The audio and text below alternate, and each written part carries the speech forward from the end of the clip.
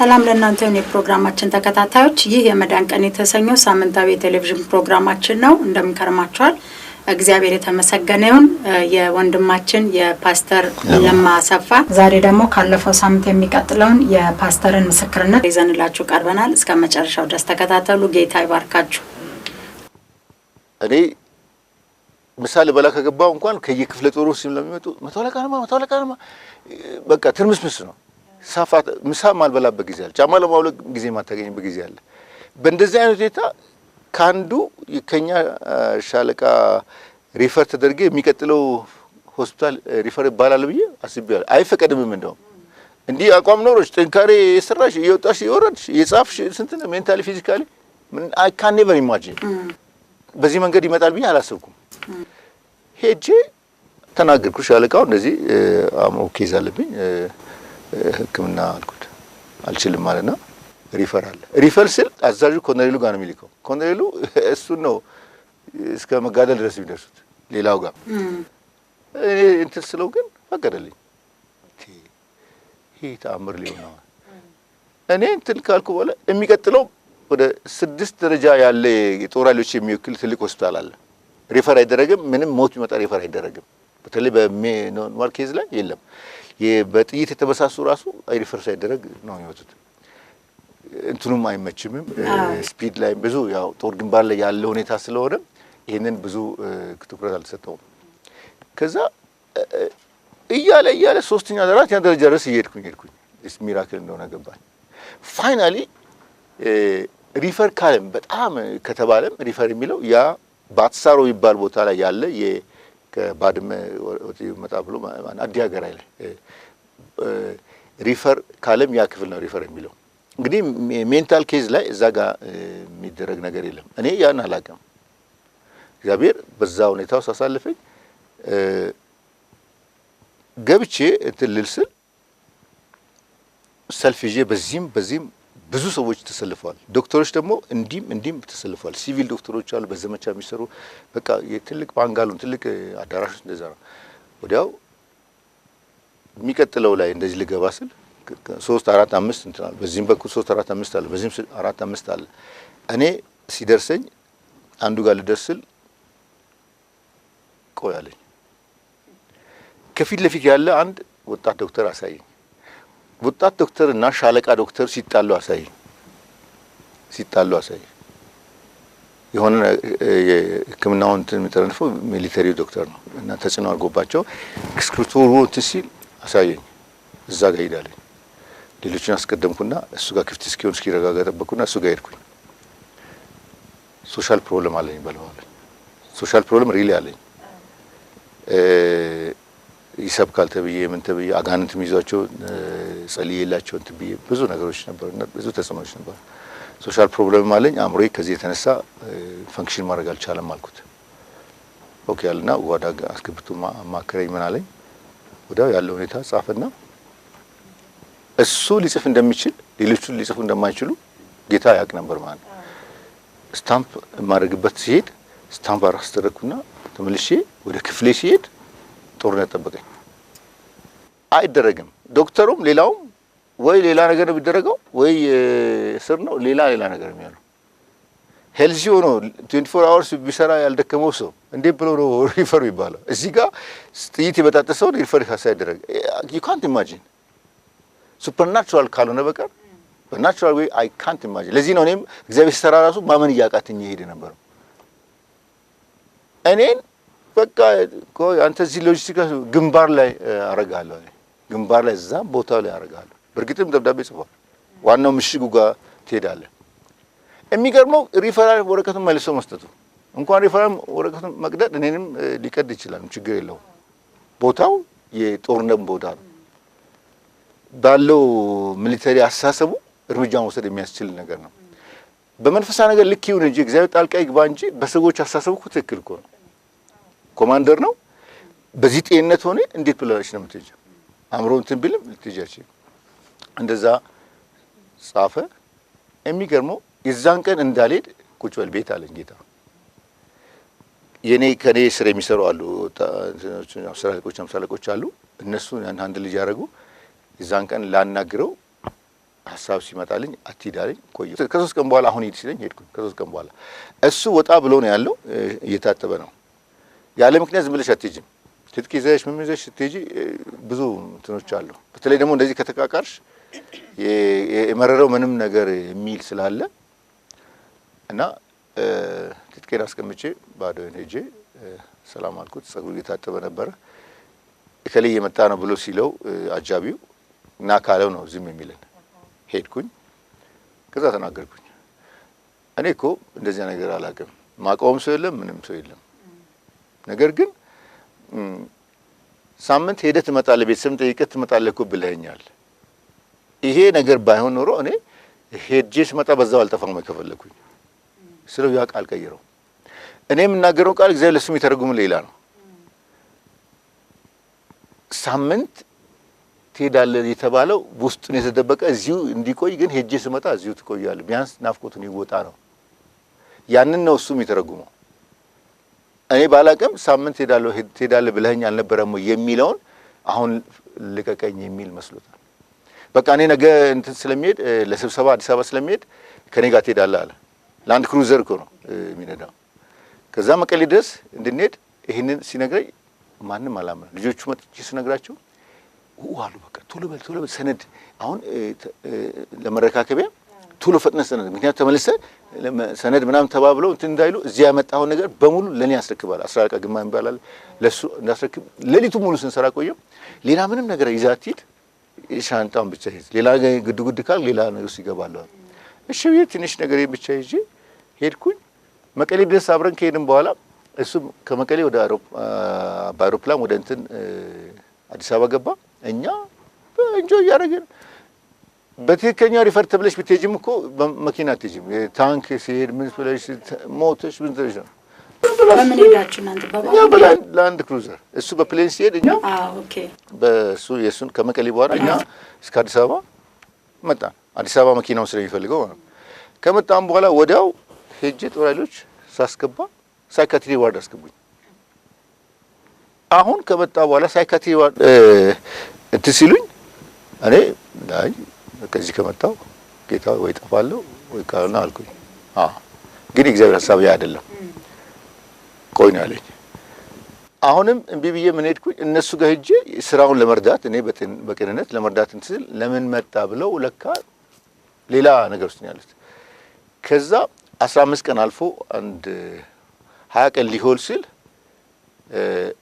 ነገሮችን አቀናብረው ጨርሰው አፍነው ሊልኩኝ የሚልኩኝ ወይ እስር ቤት ዳንሻ የሚባለው እዛ ሊሆን ይችላል፣ ወይ ተመልሶ እዛ ድጋሚ እንዳይመጣ የሚለው እዛ ሊሆን ይችላል። እንደገባው አፍነው ሊይዙኝና ሊልኩኝ ተዘጋጅተው እያለ እግዚአብሔር ገና በቤት እያለው ነገረኝ። በተለይ ትራንስፖርት ይዤ ከመገናኛ ወደ ምድር ጦር ድረስ የሚሄድ በየማከሉ መስሪያ ቤቶች ስላሉ እየወረዱ እኛ የምንወርደው ሜክሲኮ ነው። እዛ ጋር ሆኜ እያለው ሂድ ወደ ምድር ጦር ሂድ የሚል ድምጽ መጣ። ሂድ የሚለኝ የሚያባብለኝ እግዚአብሔር ምድር ጦር የሆነ ቀጠሮ አለ፣ በመሬት ጉዳይ ላይ የተለያዩ ነገር ያመልከው ያንን ዛሬ ታገኛለህ ሂድ ይለኛል። እንዴ ውስጥ ገብቼ መኪና ይዤ እወጣለሁ። መኪና ጠይቄ ብዬ እወጣለሁ። የምሳ ዕቃ ይዣለሁ። እነሱ እንድረዳቸው ነው። እኔ ስራም ባይሆን እኔ እዛኛ ክፍል ቢሆንም ሂድ አለኝ። ምሳዬንስ አልኩኝ። እንዴ ነው የምነጋገረው? የምሳ ዕቃውንስ ለጠረፍ ስጣት። ጠረፍ የምትባል ከኔ ስር የምትሰራ አለች። እሷ ደግሞ ተቀምጠት ነው ብፈልግ አጣኋት። አገኘኋት። ሳገኛ ልቤ ሰላም ሙላ።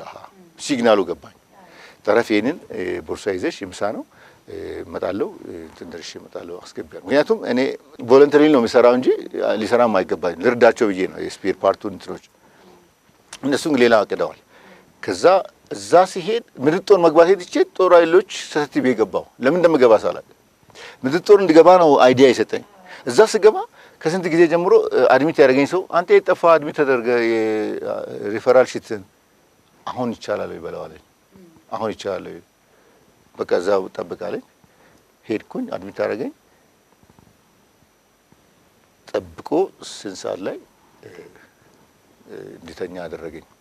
ዶክሜንቴን እጄ በእጄ ላይ ዶክሜንት ሰጡት። ሰዓት አልፎ ማለት ነው ሐኪሙ አድሚት ያደረገኝ ሐኪም ሌሎችን ከጨረሰ በኋላ እንትን ብሎ ዶክሜንት ሰጠኝ። እኔ ደግሞ ሰኞ ላድርገው ባለቤቴን አማክሬ ብዬ ሰኞ ላርገው ያልኩኝ አርብ ነበር ያ ሰኞ ላርገው ስለው እሺ ብሎ ሌላ ጊዜ የማይጠብቅ ኃይለኛ ሐኪም ነው። ሄድኩኝ ሄጄ የቀጠሮ ወረቀት ይዤ ላሳትም ሲሄድ መልስ እጇ ላይ ሰጠውኝ። ተቀበልና ቶሎ ፈጥና ሩጥ አለኝ። ድምጽ ነጥቄ ሮጥኩኝ። ስሮጥ 6 ሰዓት ስንት አልፏል አልወጣም እዛው አለ። በቃ ይኸው ዛሬው ነው አድርግልኝ አልኩት። ፋይሉን አውጥቶ ሰዎች ወጥተዋል። እስከ ሰዓት ሲመጡ ዶክመንቴን ይዘህ አድሚት ተደረግ ትተኛለህ አለኝ። የዛን ቀን ተኛው።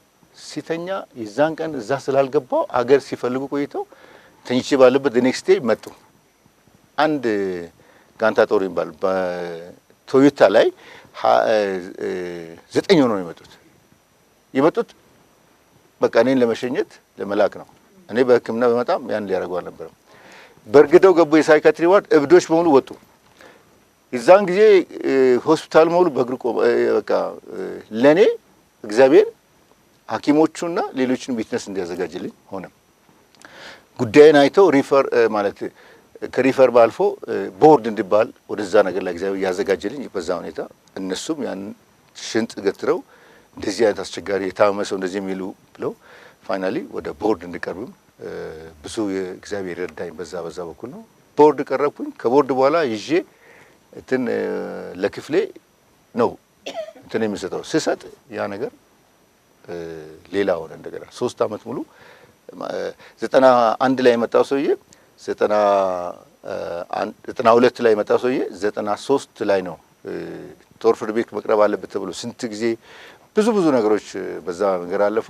ግን መጨረሻ ላይ እግዚአብሔር አልፎ እኔም ባለቤቴም እስከ ባድመ ድረስ ሄደን መጨረሻ ላይ ሄዶ የእቃ ረካብኮ ከዛ የመጣውን ደብዳቤ ያምጣ ብለው እዛው እንድቀር ሲሄዱ እኛ እንዳሉት ወዲያው የዛኑ ቀን ወጥተናል። በሶስተኛ ቀን ምን መስሏቸው ደውለው እዛ አስቀሩት ሲሉ እሷም እኔን እየደገፈችኝ ማለት ነው ሄዳ ሽራሮ ድረስ ሽሬ ምናምን አልፋ እዛ ድረን ሰውየው በዛን ሰዓት የሆነውን ሁሉ የሚያውቅ ነው።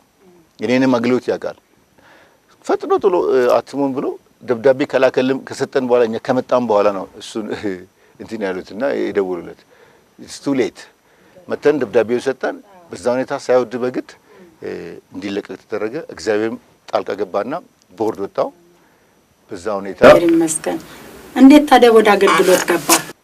እንደዛም እያለው ህመም ላይ እያለው ጦር ኃይሎች ሆስፒታል እያለው ገና ቦርድ ላይ እያለው ዊነርስ ቸርች ቀደም ብዬ ሄድ ስለነበረ ሙሉ ወንጌል ሞኜ አቴንድ አደረግ ነበር። ቃል ፈልጋለሁ ላይት ያሉ ነገሮች ማነባቸው ነገሮች ነበርና ከእንትኑ ስመለስ ባይብል ስኩል አቴንድ አድርጌያለሁ። አንዴ ሲሄድም ጦር ሜዳ ሲሄድም እንደዛ ብለው ሸኝተውኛል። ከዛ መምጣቴን አወቁ። ባለቤት ሄደች ነገረቻቸው። መተው በብዙ ነገር ጸለዩልን። አሁን ከቦርድ ከወጣው በኋላና እንትን ካልኩ በኋላ መከታተል ጀመርኩኝ። አንተ ላይ ዓላማ አለ፣ እግዚአብሔር ዓላማ አለው። በእርግጥም ነግሮኛል እዛ ቦታ ልቤ እንዳለ። እኔ ግን ምንም ከጦር ሜዳ የመጣ ሰው አሁን ከሌሎች ከኮምፒውተር ጎ አገልጋይ ለመሆን አላስብም። ግን እግዚአብሔር የሚያየው ነገር ስለነበረ በፓስተሮቹ ሳይቀር መንገድ ነው የሚከፍቱልኝና እግዚአብሔር እንደነገራቸው አውቀዋል። ግን እግዚአብሔር ብሎሃል ብሎ አይነግሩሽም፣ መስመር ነው የሚያበጁልሽ። በዛ ሁኔታ ነው ወደ ዊነርስ አገልግሎት የገባሁት 2000 ላይ በአውሮፓ 2000 ላይ ዊነርስ ጆይን አደረኩኝ። ረጅም ጊዜ ነው በጣም። 2000 ላይ ጆይን አደረኩኝ። ወዲያው ሐዋሳ ነው የሄድኩት። ከሐዋሳ ወደ 9 ወር ከቆየ በኋላ ሀረር ሄድኩኝ። ሀረር 1 አመት ተኩል ከቆየ በኋላ ሀረርና አለማያ ድሬዳዋንም እዛው አሁን ድሬዳዋ ትልቅ ቸርች ከመጀመሩ እዛው ከሰዓት በኋላ እየሄድኩ በሆምሴል ደረጃ አገለግል ነበር። አለማያም ዩኒቨርሲቲዎች ውስጥ እየገባው ስታርታፕ አረግ ነበር። ከ1 አመት ተኩል በኋላ እንደገና ሐዋሳ ድጋሚ መጣው። እዛ 2 አመት ተኩል ከቆየ በኋላ ናዝሬት እንደገና መጣው። 1 አመት ወደ 9 ወር አካባቢ እንደዛ ቆየው። ከዛ አዲስ አበባ 1 አመት ቆየው። ከዛ ጅማ እንደገና ሄድኩኝ። ጅማ አስፈሪ በነበረ ጊዜ እግዚአብሔር ይህን ነገረን። ከ1 አመት በፊት በባለቤቴ የትም ቦታ ሲሸኘን የምንሄድበት ቦታ ሪል ከሆነ ለእሷ ነው የሚነግራት፣ እሷን ያሳምናታል። ቀደም ብሎ ሌት ሆኖ እኔንም እምቢ ብል እንኳን እኔንም ስፔሲፊክ ይነግረኛል። ጅማ ከመሄዷ በፊት ከመሄዳችን በፊት ነው 2 አመት ቀደም ብሎ ለእሷ ነግሯታል። ለእኔ ግን ሌትሊ 1 አመት ላይ ነው የነገረን ጅማ የሚል ነገር። ጅማ ሳይሆን ድሬዳዋ ስንመደብ እግዚአብሔር ጅማ አይደለም ያልከን አለች። የምደባ ጊዜ መጣ። ጅማ ዊዝን ዊክ እንደገና ማንንም ሳናናገር ተቀየርና እኛ ጅማ ተመደብን። እሷ ጅማ የተመደበው ሰው ወደ ድሬዳዋ ሄደ። ጅማ አይተን አናቅም፣ ምንም አናቅም። ቀደም ብዬ ሲል ልክ በፓራሹት እንደሚወርድ ወታደር ነው የወረድኩት። የዛን ጊዜ በሻሻ ምናምን ተብሎ ኦርቶዶክስና እስላም በጣም የሚተራሩበት ሰዓት ጀመረ። በተለይ አጋሮ ላይ አንድም ሰው አትሄድም እያለ ማናቸውም አትሄድም ብለው ሰዎች ቤተሰብ ሁሉ ልብሴን የሚይዝበት ሰዓት ነው። እግዚአብሔር ብሎና እንሄዳለን ብለን እንሄድበት ሰዓት ነው። ሄድን 2009 ላይ ነው ኖቬምበር አይ ሚን 2009 ጃንዋሪ ፌብሩዋሪ ላይ ነው እዛ የገባ ነው በኢትዮጵያ በ2009 በአውሮፓ እዛ ደረስን 2005 እና 3 4 በአበሻ እንደዛ ሊሆን ይችላል 7 ሲቀር 2002 እንደዛ ይችላል። እዛ ደረስን ጅማ ላይ አጋሮ ላይ እንትን ላይ ቸርቾችን ፕላንት አረግን። የጅማው በጣም አደገ፣ አጋሮም እንደዚሁ አድጎ አሁን ጥሩ ሁኔታ ላይ ነው ያለው። የዛን ሰዓት ከሚታወቁት ቸርቾች ውጪ ሌላ ስም ይዞ የመጣ ኬት መጣ የሚባልበት ሰዓት ነው። የምርጫ ሰዓት ስለነበር ዊነር የሚል ምን ልትሆን በቃ ሁሉ ነገራችን ያጠኑ ነበር ካድሬዎች። በሰው ግቢ ላይ ቸርች መስራት ጀምረን ቸርቹን አፈረሱት። ኬት መጡ እነኝ በተለይ ቫዮለንትሊ ነበር የምንሄደው። ቻሌንጅ ስናደርጋቸውን ተለማምጠን አልነበረም። የሆነ ለየት ያለ ባህሪ ያሳይ ነባቸው። በእግዚአብሔር ተማምነሽ የሚሆን ነገር ይደረግ ነበር እና አፈረሱት። ከዛ በኋላ ብዙ ቆይተን እግዚአብሔር ረዳን። ወደ 10 ቸርቾችን ለመትከል ፕላን አውጥተን እያለ 2012 ላይ ቸርቾች ሲቃጠሉ እንደዛ ሆነ። በዛ በቸርቾች መቃጠል ውስጥ እርዳታ አደረግን። ከዛ በኋላ ወደ እንደገና ወደ አዋሳ ተቀየርኩኝ። ከአዋሳ ወደ ደሴ ተቀየርኩ። ደሴም 3 አመት ቆየው። በዛ ሁኔታ ውስጥ ሆኜ እንደገና ደብረዘይት መጣሁ። ከደብረዘይት በኋላ ነው ወደ አዲሱ አገልግሎት እግዚአብሔር ምሪት ተሰጠኝ። አሁን በአዲሱ አገልግሎት ላይ ቮይስ ኦፍ ግሎሪ ክርስቲያን ሴንተር የሚል አውጥተናል። ከዛ በፊት ግን እኔ ውጪ ለመውጣት ነበር የምፈልገው፣ ግን እግዚአብሔር ቆይ አለኝ። ቆይ ሲለኝ እዚሁ አዲስ አበባ መስሎኝ ነበር። ፍቃዱን ማውጣለኝ ጌታ ነው። ፍቃዱን ላወጣ ሲሄድ ኦልሬዲ ጊዜው አልፏል። ጥቅምት ላይ መመሪያ ተሰጥቷል። ህዳር ላይ ነው የሄድኩት። 2-3 ደጋግማ ሂድ ሲለኝ 3ኛ ዙር ላይ መዘገቡኝ። ከመዘገቡኝ በኋላ ብዙ ውጣ ወረዶች፣ በጣም ኮራፕሽን የበዛበት አካባቢ ነው። ብዙ ውጣ ወረዶች አልፌ እንትን የላይሰንሱን ካወጣ በኋላ እንደገና ጠየቅኩኝ። አዲስ አበባ ላረጋ ፈልጌ እንደዛ ሳስብ አዲስ አበባ አይደለም ሆሳና ሄዳለኝ። ሆሳናም ደግሞ ስፔሲፊክ ዩኒቨርሲቲ ዋቸሞ ዩኒቨርሲቲ አጠገብ ነው አድርጋለኝ። ዋቸሞ ዩኒቨርሲቲ አጠገብ ላይ የጨረቃ ቤቶች ናቸው ያለው። ውሃ የለም፣ ውሃ በጀሪካ ነው የሚመጣው። ኑሮ ምንም አይመችም። ግን I have to listen God በቃ። ስለዚህ ገጠር ይሄናል ዞር ያለው በቃኝ ብዬ እኔ ማፈትለክ ሲፈልግ እቅድ እንደም ፕላን ያወጣው ጀርመን፣ ኖርዌይ፣ እንግላንድ ኮንታክት ፖይንቶችን እያመቻቸው እያለው ነው ኖ you have to begin ከዛ ነው ፍሎሪሽ የምታረገው ያለ። እንደዛ ሲሆን እዛ ሄጄ 10 ሺህ እጄ ላይ ሳይኖር እዛው ዩኒቨርሲቲ አጠገብ ላይ መጠለያ እንድንሰራ እግዚአብሔር አዘዘን። ጀመርኩ። ወደ 120 ሺህ ምናምን የሚያክል እንትን አውጥተን መጠለያ ሰራን በሰው ግቢ ላይ ማለት። ከዛ በኋላ አሁን ለማስመረቅ አንዳንድ እንደ ኪቦርድ እንደ እንትን ነገሮች ፒኤ ሲስተም፣ ፐርሰናል ዴስ ሲስተም፣ ሳውንድ ሲስተም ነኝ ነገሮች ያንሱናል። ወንበር እግዚአብሔር ይባርካቸው። ፓስተር አማሉ ራሱ በወንበር ብዙ እርዳታ ከሱ ጋር አብሮ የሚሰሩት መስራቶች በጣም የተባረኩ ናቸው። ሌላ ደግሞ በጣም ትልቅ ስራ የሰራልን አንድ ጌታ የባረከው ወንድም አለ። እሱ ወደ 50 ወንበር ለዚህ ሰጠን ገዛልን። ኖርማል ቼር ማለት ነው።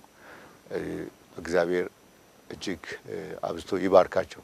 በእንደዚህ አይነት ሁኔታ ውስጥ እግዚአብሔር አሳልፎን አሁን ለማስመረቅ ለማድረግ እያሰብን ነው። ግን የሚጎሉን አንዳንድ ሁኔታዎችን ለማድረግና ከዛ በኋላ እዛ አካባቢ ላይ ራሱ የፈረሰ ቅጥር አለ ብሎ የነገረን ነገር ለማስተካከል ጽድቅን፣ ፍቅርን፣ አንድነትን፣ ዩኒቲን የኪንግደም ማይንድነስ የማንም ነገር የማንም አይደለም የኪንግደሙ ነው። ያንን ሐሳብ በዛ ጀምሮ ሆል ኔሽን ላይ ዴቨሎፕ የማድረግ በፍቅር የመያዝ ጌታ ከመምጣቱ በፊት ሪል ፍቅር እንያዝ፣ ጌታ እንውደድ፣ ሰው እንውደድ የሚለው ቪዥናችን ኖርማሊ ያ ነው።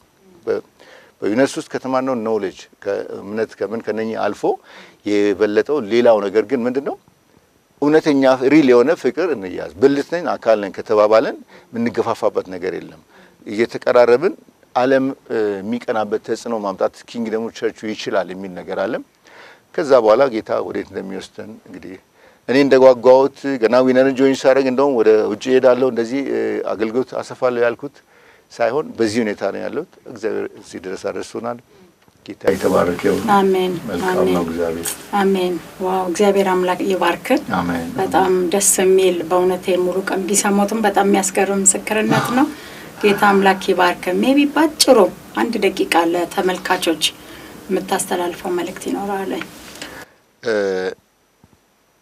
ለተመልካቾች በተለይ የጌታ ልጆች ለሆኑት ጊዜው አጭር ነው ጌታ ኢየሱስ ሊመጣ ነው